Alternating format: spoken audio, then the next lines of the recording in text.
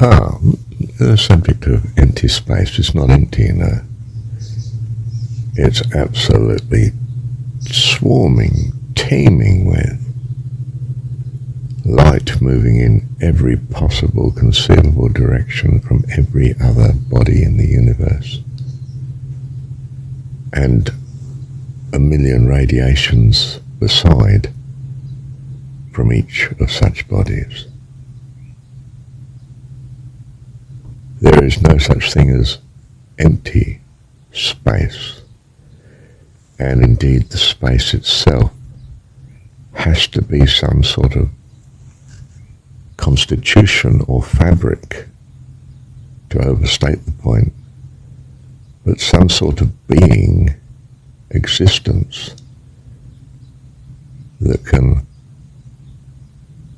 give opportunity for such to affect it, to be occupied by these radiations and light and so on. Do you understand? If space were literally nothing at all, it doesn't exist.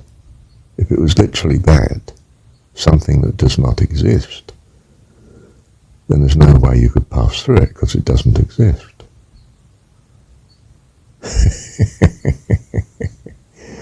Do you see the very foundational fabric of the universe has to be conceivable, not necessarily more tangible than that, but has to be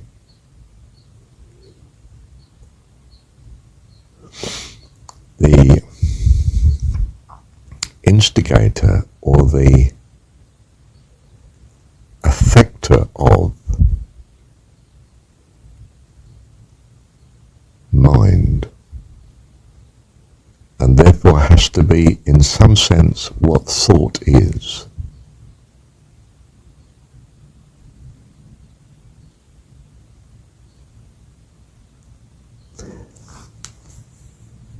Our entire being, the universe, the matter, everything, has to be in mind stuff. To have any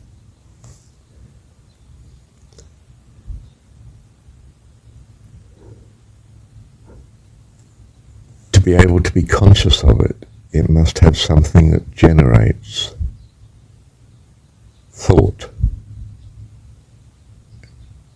What the mind receives is thought. If it's not conceivable to you, you can't think about it. Therefore, it has to have this quality. Everything that you can think about must have the quality of being conceived of.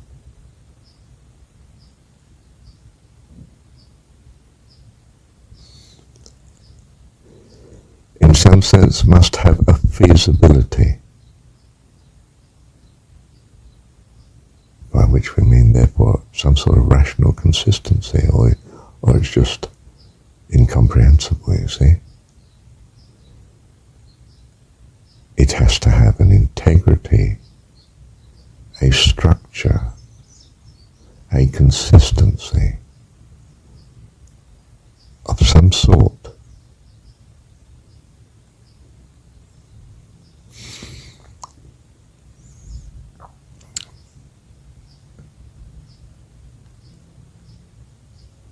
And it is this which is the building blocks, the foundation of, or what the universe is made of. I mean, you can label it something like space or the void or even ether or something, but it has to have this characteristic, some sort of integrity, uniformity, else it's not comprehensible. as existing at all. And if it doesn't exist at all, not in any fashion, well, you couldn't think of it. It's not something you can comprehend in your mind. Your mind only handles what it can receive, which is thought. And thought is the observation of the consistency of a thing, its predictability, its handleability, you can classify it into category and build with it in some sense.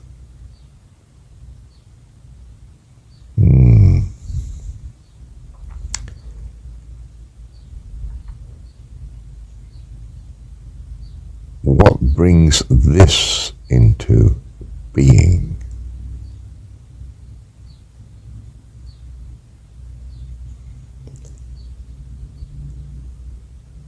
Perhaps something even more fundamental that we call personhood.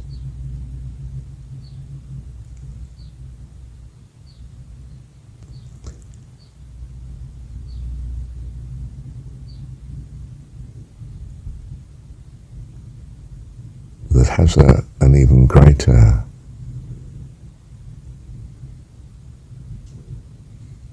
existence than even the thought of existence. Something even more fundamental than the thought of something, than thought.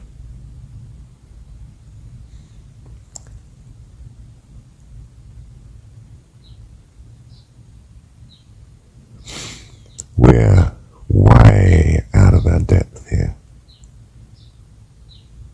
And it's not relevant to the kids.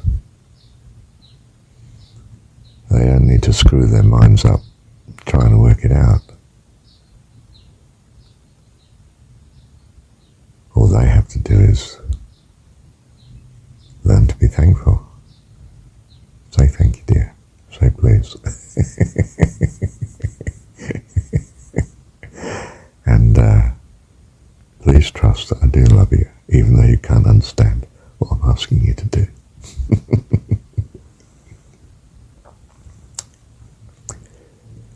And why not believe it?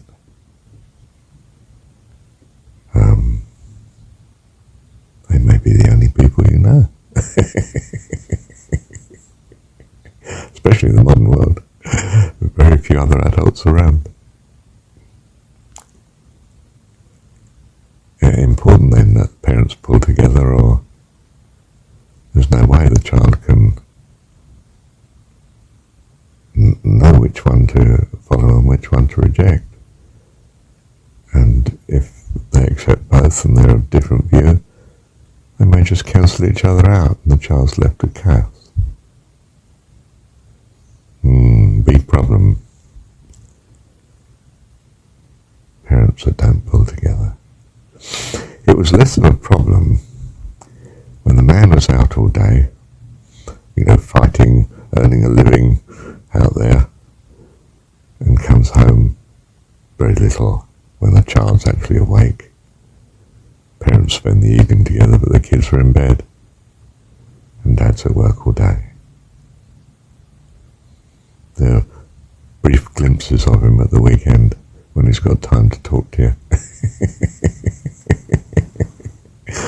So there isn't this conflict between the two parents. It's mum that used to bring up kids, not dads. In fairness, it wasn't just mum. There was her mum around too, typically, and her sister perhaps. Other women that all cluck and chatter away together.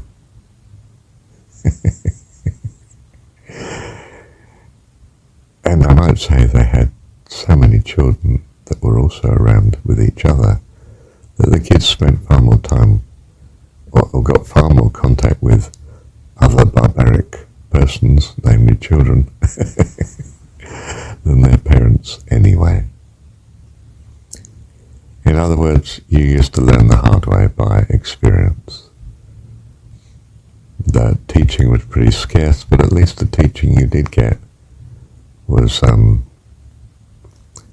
well, hopefully from the women who were of a similar mind in what they were teaching. And I think they probably were, because they're in such communication with each other. They were of one mind.